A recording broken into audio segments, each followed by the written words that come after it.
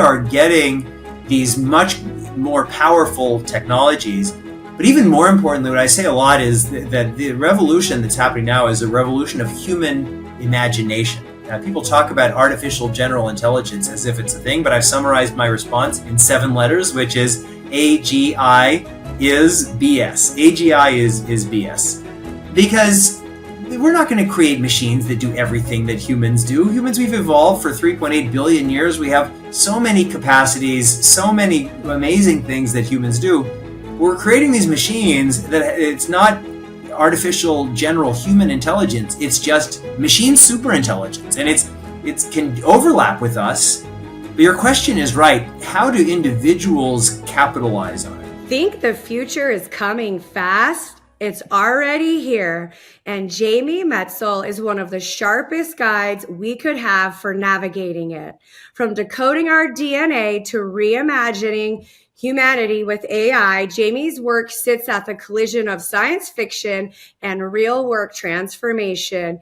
He's been called the original COVID-19 whistleblower, advised the White House, written best-selling books, and now he's helping us understand how AI, genetics, and biotechnology aren't just shaping tomorrow, but they're rewriting today. Stay tuned because this conversation is going to challenge how you see your life, your work, and the world around you. Welcome, Jamie. Thank you, Melissa. Happy to be here.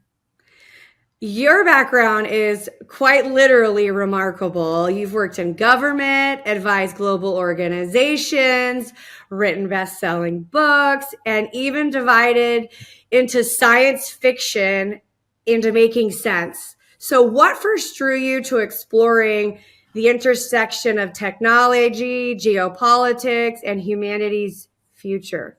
So thank you, Melissa.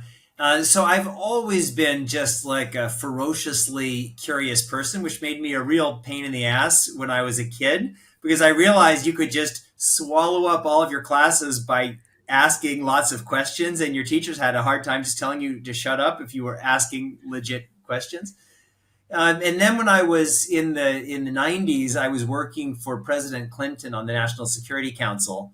And my then boss, Richard Clarke, who later became famous as the guy who had predicted 9/11, he used to say that the key to efficacy in Washington and in life was to try to solve problems that other people can't see. And at that time, I became very obsessed with what the intersecting machine learning at that time and biotechnology and the nascent genetics revolutions were going to mean. So I started educating myself, and then I started writing articles, and they're kind of boring technical articles, and those articles got a lot of attention. I was invited to testify before Congress. I was doing a lot of speaking. And when I was talking to people, I felt like they didn't really get what I was trying to say, because people heard these words and they just seemed so much bigger than they were. They didn't see themselves in the story of genetics or DNA or this kind of arcane computer technology. And so for me, I thought, well, how do I get people to feel like this is a story about them? It's not about technology, it's about people. And I'd already written 2 books. One was a history of the Cambodian genocide, and one was a historical novel set around the Cambodian genocide with the same goal of saying, we need to make people feel in their guts that this stuff is relevant to them, not by policy articles, but by stories. That's how humans learn. And so at that time, I wrote 2 of my near-term science fiction novels, Genesis Code and Eternal Sonata. And I was on the book tours for those books, and I would explain the underlying science to people, not in the technical way, but in my way, because I had taught all of these fields to myself. And I could just see in people's eyes when I explained it that way, it's like, oh my God, that's what this is about. Now I get why that is for me. And so that was when I realized I wanted to write a book that was telling the story of the genetics revolution, but as the story, it's the story of our lives. It's the greatest story in human history. It is the story of human history over 3.8 billion years. And so I wrote that book called Hacking Darwin, and it became a pretty big international bestseller. And a bunch of things happened after that. One, I had predicted that the world's first genome edited CRISPR babies would be born soon, that they would be born in China. And I had a list of 5 genes that I thought were the most likely genes that would be mutated in these pre-implanted embryos. And when the announcement was made in late 2018 of these first CRISPR babies, in fact, one of the 5 genes on my list, the CCR5, was the one that the Chinese biophysicist had targeted. So I got a lot of attention there. I was then invited by the Director General of the World Health Organization to join the WHO Expert Advisory Committee on Human Genome Editing. And I was doing a lot of speaking to all kinds of groups. Like in 1 week, I spoke to the 300 top scientists at the Lawrence Livermore National Laboratory as a guest of their director about the future of biology. And I spoke to the 7th and 8th graders at the Hebrew Day School of Oradell, New Jersey, where my friend was chairman of the board, and he asked me to do that. And everybody had the same questions. Everybody got that this isn't a technology story. This is a human story. And the 7th and 8th graders, these little Talmudic scholars, they got that, well, what does it mean that humans now have these incredible, increasing superpowers? And when I give my talks, I never use notes. I never stand behind a podium. I never use notes. And as a result, my talks are always different and they're always evolving. And I always incorporate just things that are happening. And so what I find is I'll start giving a talk, and then it'll be a year later and I'll be giving a talk that has the same title, and it'll be 2% similar to the talk 1 year ago. So when I was meeting with lots of different groups, and I was saying the story of human genetics revolution, it's this big story for us, but it's just a little piece of this even bigger story. And that bigger story is that after nearly 4 billion years of evolution, our one species suddenly has the increasing ability to engineer novel intelligence and re-engineer life, which is not just about human biology, it's about renegotiating our relationship with the entire living world and even the non-living world. And the question for us is, how can we do that with as much wisdom as possible? And so that's really, so my new book, Superconvergence, is all about that. The paperback version is highly revised, is coming out on October 21st. My books are in 25 different languages, and now I'm just involved with a whole lot of different things. I'm a member of the Lancet Commission on Precision Medicine, deeply involved in healthcare. And the big issue is this is one of the most fundamental transformations in all of human history. And it's going to take everybody's engagement, everybody's wisdom in order to make sure that we optimize the benefits and minimize harms. And as we do it, for every single person and every executive thinking about their career, their life, the future of their company, they also need to think very thoughtfully and strategically about this changing environment and what it means for each and all of us. This episode is sponsored by Texas Freedom Fund. If you're an accredited investor looking to protect your purchasing power, reduce taxes, and own real Texas energy assets, listen up. The Texas Freedom Fund invests in proven oil and gas projects in the Eagle Ford Shale with no debt and strong tax advantages like intangible drilling costs applied against active income. Minimum investment is $25,000 and the sponsor invests right alongside every single deal. Learn more at texasfreedomfund.executiveconnectpodcast.com. Energy, opportunity, and Texas grit working for your portfolio. I love that. There's so much in there that I want to unpack, but one interesting point I love that you mentioned is your talks. I think it's so... I used to be one of those talkers, Jamie, where I would just talk about the subject and, people are like, you got to stay on point, Melissa. You got to have your bullets. And, so I'm going to take that as I love to hear that because keeping it simple and being authentic and just go where things flow.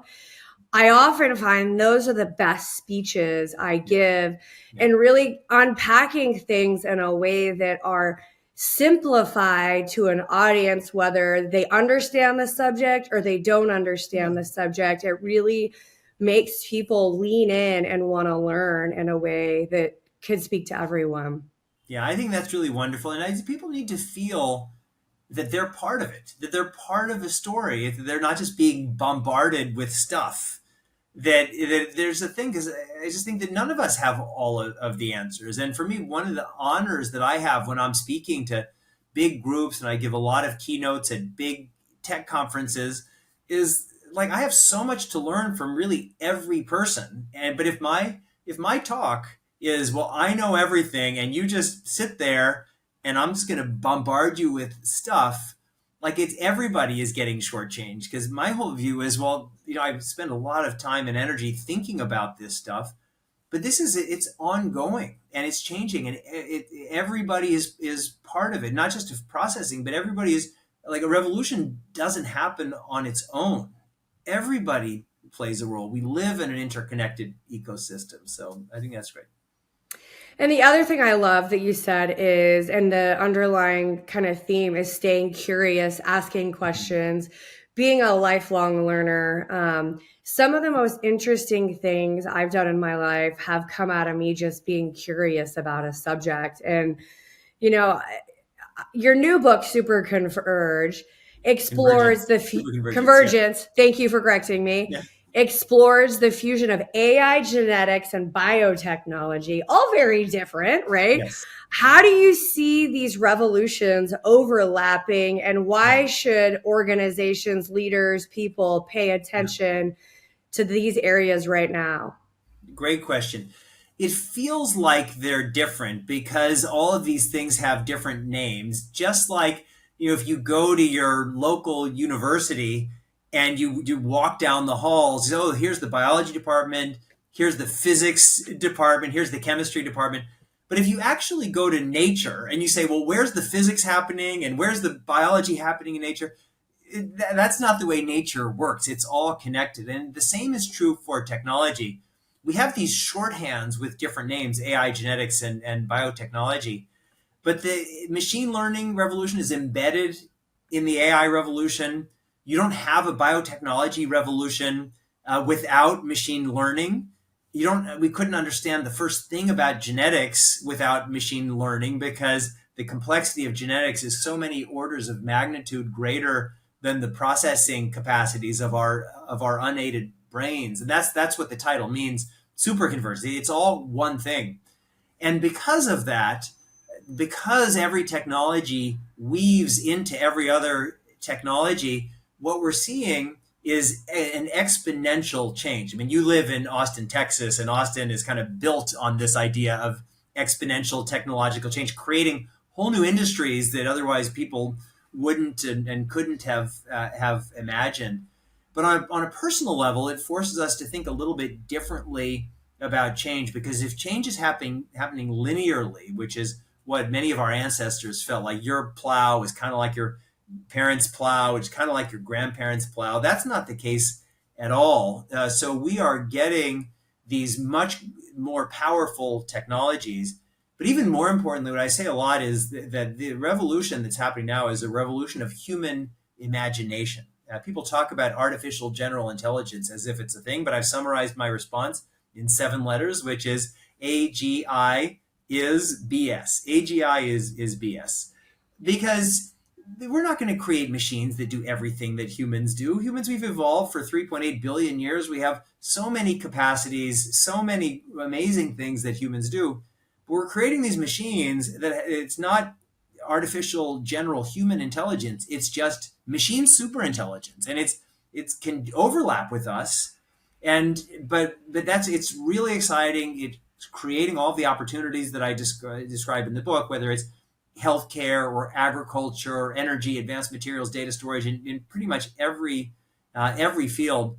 But your question is right. How do individuals capitalize on it? You already mentioned the first one, aggressive learning.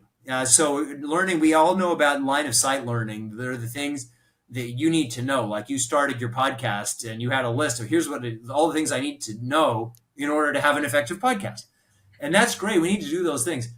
But because of the breadth of what's happening, because of the interconnectivity of everything, if all we're doing is line of sight learning, that's not enough, because the disruptions are coming from adjacent spaces that there's something, it feels like it's some other field, but it turns out that, for example, what's happening in the AI world has massive implications for healthcare. What's happening in healthcare has massive implications for the future of agriculture and cell cultured animal products. So there are all of these things. So one is aggressive learning. Two, which is really important, is recognizing, and Doug McMillon, I thought, said this, the Walmart CEO, about a month ago, and I've been saying this for many, many years. Every job is going to change. And that just, I hate when I hear people say humans are the new Neanderthals. I just think it's ridiculous, preposterous. But every job is going to change. And every job did change as a result of agriculture. And every job did change as a result of electricity. So that is the norm for our species. But things are going to change a lot more quickly. And so what I say is that for individuals and organizations, we should really think of whether it's individuals and our jobs, or organizations and the things that we're doing, to really break it up into subtasks. Like a person's job, maybe there's 20 tasks that are the kind of core. If you made a list of me doing whatever, it requires these 20 things. And then you can just kind of go through that list and say, 10 years from now, will this subtask, more likely be carried out by humans or by machines? If by machines, your job is to say, for this discrete task, how can we make sure that we're set up so the machines can do that task? Because the last thing you want to be, or have somebody else be, is a human functioning as a second-rate machine. And there'll be tons of tasks which are uniquely human tasks. And this is going to change over time. And so what we want to do is invest our time and energy in helping our humans be our best humans, and our machines be our best machines. And in the many areas where it's kind of hybrid, to figure out how to do those kinds of hybridizations.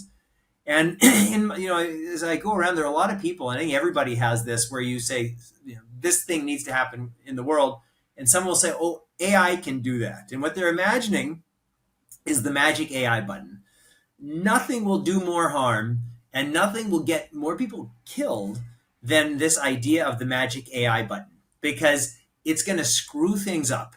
And so the way to do this is to think, well, what are kind of discrete tasks where AI or whatever machine can do things really well starting in a contained environment? As exciting as AlphaGo and AlphaZero were playing the game of Go, the game of Go, as vast as it is a contained environment. And so for organizations, if you just say to AI, rewrite all of our code in our tech stack, you're going to be out of business very, very quickly, because there's going to be errors, and it's going to take more than all of your human staff time to try to find and fix those errors. So it needs to go methodically. And the third thing that I tell people and organizations is, this is all about values. If the starting question is, how do I use these technologies, it's the wrong starting question. The right starting question is, who are I, who are we, what do I and we stand for, what are we trying to achieve, and what's the right mix of humans and technologies that can help us achieve those goals. And this is not just nostalgia for humans. This is a deep appreciation of what humans bring to bear. And we've benefited. We're not all hunter-gatherers. We're not all farmers. Like we get to do these kind of non-job jobs, like both you and I have, Melissa, because of agriculture, because we don't have to be farmers or hunters and gatherers. So that's what we do, and we will continue to do it. But there's stress because of how quickly this revolution is happening. This episode's sponsor is a couple I absolutely love, David and Alexis Kiwi. They help power couples be successful at home just like they are at work. If you're crushing it in the business world but quietly disconnected from your spouse, you're not alone. Check them out at davidandalexiskiwi.org. They have spent years creating a simple tool set that will help you save your marriage. Don't forget to use code EXECUTIVE1 to save $500 off their 6-week coaching program. David and Alexis Kiwi.org, code executive1. And I love it. Again, so much to unpack there. But I think, funny, I agree with you absolutely 100%. AI is not a band-aid to anything. It's a tool to give us superpowers, but we still have to think through what we're talking to the tool to do. Like I think a lot of times I work in regulated industries. I hear a lot that people are going to plug their regulation and outspits, cleaned up controls for whatever frameworks they're using, which is a really bad idea to base it off AI. A, it doesn't know all the answers to everything. B, humans are still thinking. And C, we need checks and balances. So, and I love your point about, the physics hall, because I really do think that a lot of this is separate domains, like AI over there, genetics over here. So let's talk a little bit about where things are converging today and maybe your perspective on the industries that are either being disrupted now or going to be disrupted more. Because I do agree with what you said. All of our jobs are changing. And the way I look at it is we're just getting more time to do other things because the stuff that we don't want in our day to day is kind of going away if you know how to use these AI tools correctly. Right. Yeah. And maybe there's even some stuff that we do want that's going to go away. But humans were always like, when people got disrupted from being farmers, let's say, because of industrialization, I think a lot of people, it was actually a very painful transition. It wasn't like people's like, oh my God, I really want to go be a factory worker doing crappy work. But it was just things change. And so we need to make the most of it. So I'm not trying to be Pollyannish, but I think there's a lot of doing that's required. This is a moment of extreme flux. And it's, like I said before, it's going to change a lot of different industries. Some of the ones that are the obvious ones are all of the kind of computer AI industries, which are just emerging. I do think that in a way, this is a bubble, meaning that we're spending so much money and the valuation of some of these companies is absolutely insane that there's no conceivable way that they can live up to this. But the internet bubble burst and we still have the internet. The railroad bubble burst and we still have railroads, and those were revolutionary technologies. And so certainly I'm deeply involved in the world of healthcare, and healthcare is regulated, and that we need to be very cautious in healthcare because we have a system that's evolved over a long period of time. And if it's too radical and we take away important consumer protections and patient protections, people could get harmed.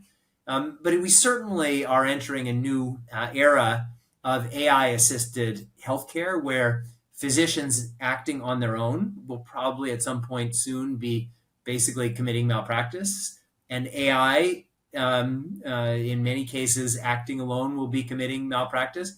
But AIs and humans working together, but recognizing that there are some areas where technology, where AIs can do better and humans can do better. But we're going to have to figure out how we work together. Agriculture, where we've had, as over the last 100 years, we've had massive increases in agricultural productivity. And that's why we've been able to quadruple the global human population.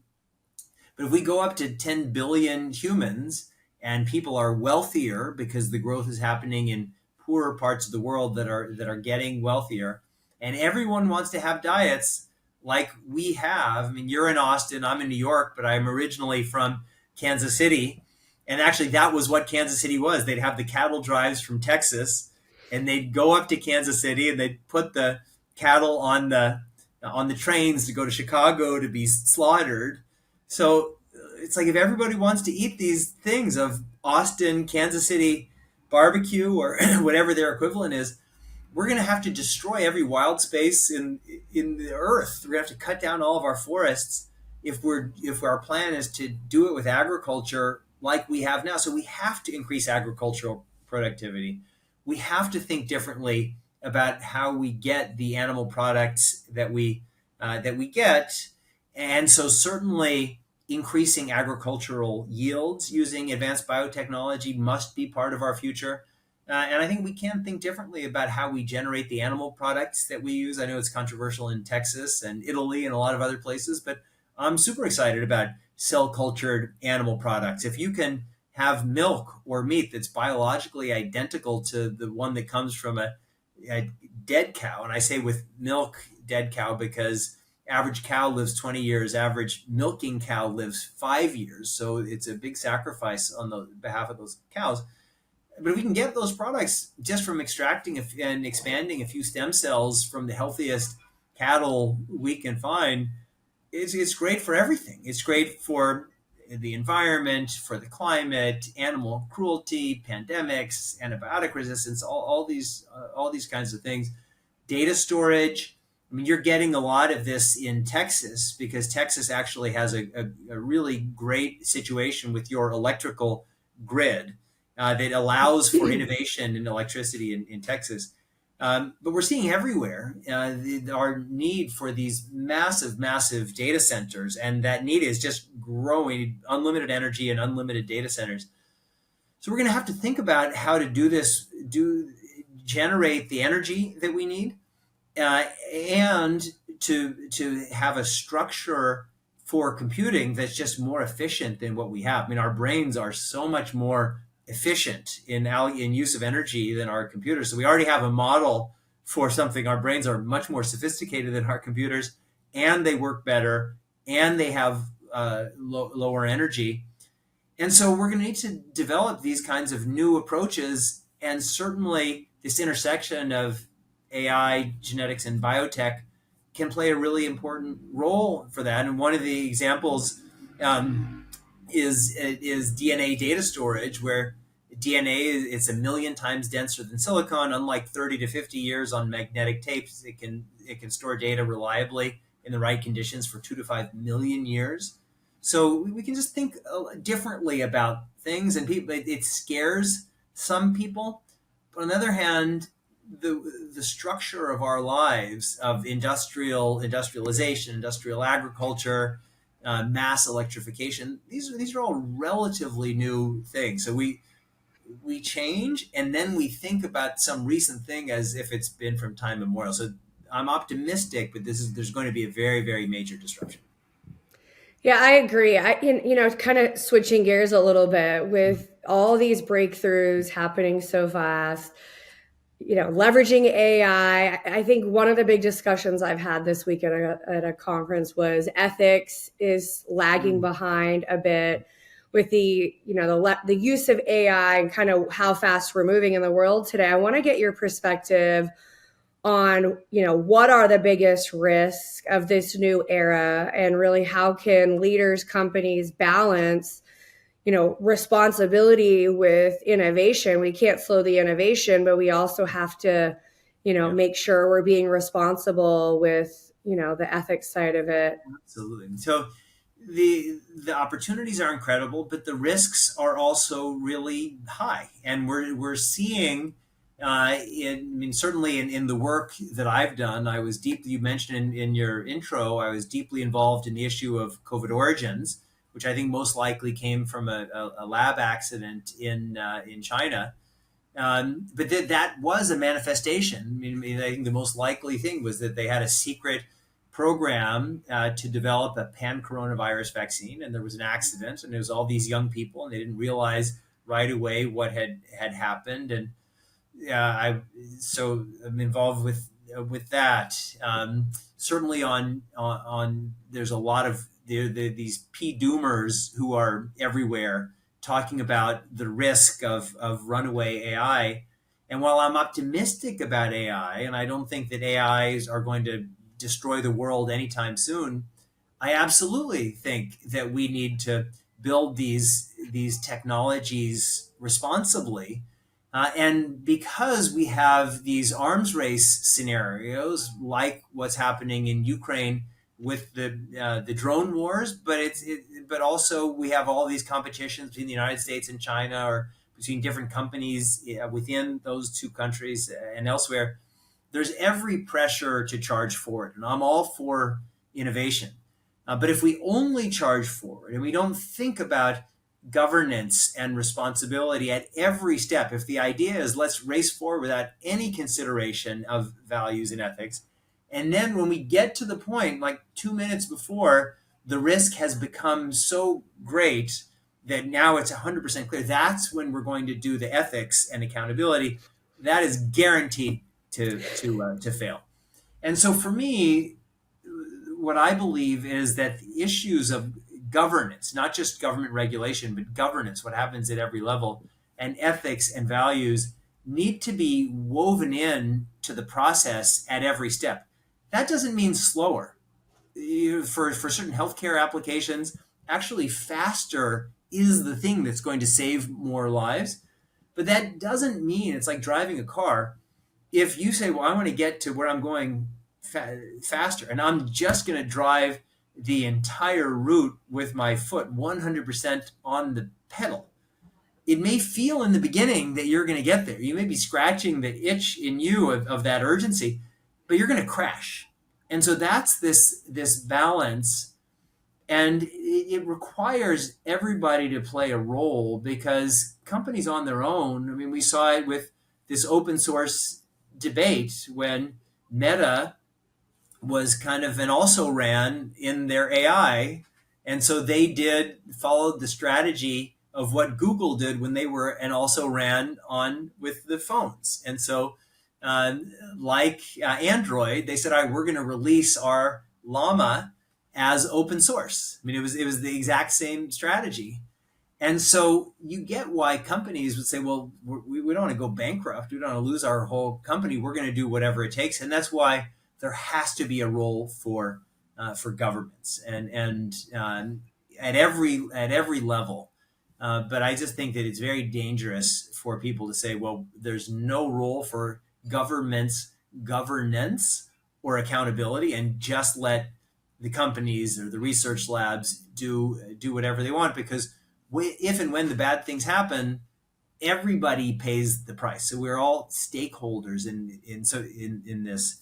And so coming back to your question about individual companies and individual leaders, I mean, I say it's like a George Seurat painting where it's made up of a bunch of dots, and those dots make the painting. Everybody needs to recognize that they are an individual dot, but they also have responsibilities for the painting as a whole. So I definitely think that for individual companies, associations of companies, people who are interacting with governments, government leaders, and people working at the international level, we really need to think of what are the frameworks that we can use that balance our need for speed and our need for innovation with a recognition that if it's a no holes barred arms race, it's like driving with our feet to the pedal. Yeah, and I kind of like what you said. It needs to be woven in because it's the balance of the scientists, it's the balance of the companies creating those processes and the Yep. government, regulating it. And if it's just the regulators, we know that at times that comes to a standstill if, Right. there's not so many people supporting it. So I do love what you said. I think it's so true. Having it woven in all capacities is really what works. I want to switch directions a little bit on, how do you see AI, genetics, biotech shaping the power between nations in the coming decades? I feel like, maybe the better question is, do you think this competition will drive more division? Will it drive more collaboration? Yeah. Talk to me a little bit about, even I see like space discussion is bringing kind of the countries together a little bit right now. So I guess that's a big question in itself, but just talk to me a little bit about that. Yeah. So these technologies don't come with their own built-in value system. These are very, very powerful technologies. We look at any technology in the past, and whether it's agriculture or the stirrups on horses, all these things, even what feel like the most benign innovations, have led to fundamental transformations, including power transformations, because without agriculture, you don't get standing armies or massive wars. Without the stirrups and the Mongols figuring out how to marry stirrups on horses and archery from horses, they used that to create cavalries that created the largest land empire that the world has ever known. And so these technologies fundamentally uproot relationships. And it's not coincidental that when militaries started to figure out how to use gunpowder for cannons, things that's when Constantinople fell. That's when all these things, massive, massive transformations. And so we're going to see that here. There's just no doubt about it, and it's kind of a race. And there's different races. One is the race that we're going to now, where people are imagining, well, we need to get to whatever AI supremacy, quantum supremacy, which is used in different contexts. Like we America, we need to be the leader of everything, and I'm a patriotic American, and I certainly hope that that's the case. And I'm deeply distrustful of the Chinese government and the Chinese Communist Party. And I think that it would be a terrible world where China had dominance in AI and dominance in weaponized autonomous killing machines and all these kinds of things, because I just don't think that would be as good of a world as this. So we're in this race, and it's an all of society race. But if we don't figure out how to balance this race with our need to come together to solve collective problems, there'll be no winning. That's the basic issue. And so while we have this race that may be just inevitable, we need to balance it with a process of trying to develop some kinds of safeguards that protect us from the worst abuses. And we're moving in a very dangerous direction right now. And there are all these things. We've just gotten so used to the world as it's been since 1945 that we started to feel like this is just some inevitable state of nature, but it's really not. I mean, I think that if that structure, which America has guaranteed for 80 years, if it falls apart, really all bets are off. I mean, humans in all of our history, we come together and then we break apart, and we come together and break apart. I lived in Cambodia. I've spent a lot of time in Afghanistan. I've seen what happens when societies that were once together just come apart. And that's the challenge for us, is how do we optimize for everything across the board? How do we optimize the good stuff and minimize the bad stuff? Yeah, and when you think of that, like building, a future-ready culture, a future-ready for everyday citizens, I think the world's moving so fast. Change is happening on every day, all the time. And, in my experience, people are not so great with constant change. There's a lot of stress with Yes. constant change, constant innovation. So talk to me a little bit about how can people, cultures, organizations, companies build a mindset in a time when the world is changing exponentially? Sure. So let's start with people. I mean, I think that right now there's so much fear of these technologies, and it's not entirely unfounded. And anxieties are actually a healthy part of the human psyche. It's what gets us to say maybe this bad thing could happen. I'm going to do my bit to prevent that from happening. But there's such an exciting part of this story, like I've talked about before, for healthcare, for all kinds of things that we really value. So one is just getting out of the doom loop, because people are so afraid. And yet, if you take a step back, they're like, oh, wow, how wonderful, all these amazing capabilities that we have and will have. And then two is, but to not feel like we're just passive victims and that we're part of the story. It requires just a lot of learning. It requires a lot of learning, and nobody, as I was saying before, nobody can do that together. It requires community. Everybody has communities. So with the new version of Superconvergence, there's a list of questions for book clubs. So it's like just coming together in your faith groups or community groups to talk about these issues, educate one another, I think is, and then to think about, well, what are the standards that we want for our families and children, whether it's relationships to the digital world. I feel like there are all kinds of incentives that are kind of pushing, even if you were born with a lot of focus, you're kind of being forced to be ADHD by all of this stimulus that's coming at us. It's like you should take the power back and say, well, what do we want? What's the human relationship that we want? What's the relationship with technology that we want? Because it's not like Instagram is strategizing about your teenage children's health. Like they're not saying, oh, we're going to create Instagram and our goal is to help your teenage daughter become the best person they can be. The goal of Instagram is to turn your teenage son or daughter into an addict who wants to spend more and more time on Instagram. So you kind of have to feel that we are drivers of this process, and then let that filter up from the individual, certainly on corporations, as I was saying before, really being thoughtful and strategic. I mean, these technologies are not panaceas. They don't change human nature. They don't change our psyche. But they do change some things, and really being methodical and strategic and not betting everything on the magic AI button, but to say, what are kind of discrete points where we can do things better, solve pain points that will let our humans be better humans.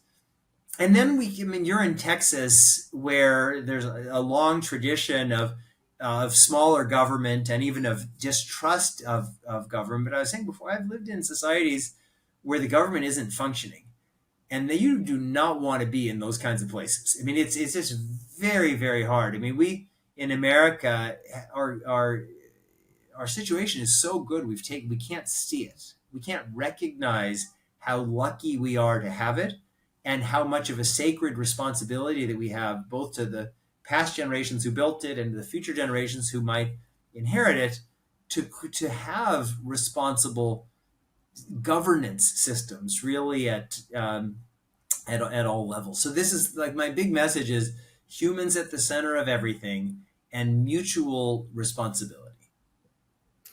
Yeah, I love that. That's such a great way to kind of close up here. Any final thoughts, Jamie, you want to leave with our listeners? I know we've covered a lot here today Yeah. before we No, close up. but this is, I want people to be excited. This is an incredible story. It's a story of human imagination. It's not that technology is happening to us. Technology is us.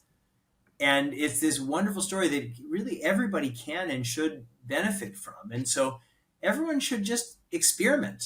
I mean, certainly with AI, to go to use Gemini or GPT-5 or whatever, and just kind of experiment, have fun. Don't be afraid.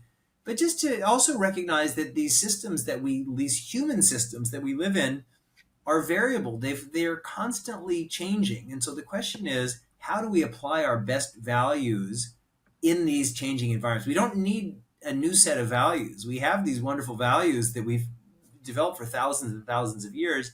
But we need to say, how can we apply them optimally in this new environment? Yeah, well said. I love that. So true. So, Jamie, what is the best way for our listeners to connect with you and learn more about what you do? Thank you for asking. So, easiest way is through my website, jamiemetzl.com, JAMIEMETZL.com. Superconvergence is out on October 21st. I hope everybody will pick it up. Make sure it's got the blue cover. The white cover is the hardback. The blue cover is the paperback. You can follow me on Twitter, which I know some people have another name for it, but I'm sticking with the old school. And it's at Jamie Metzl on Twitter. But I certainly love hearing from people. Thank you so much for being here, sharing your time and your knowledge with our listeners. Get the book, connect with Jamie. That's the Executive Connect podcast.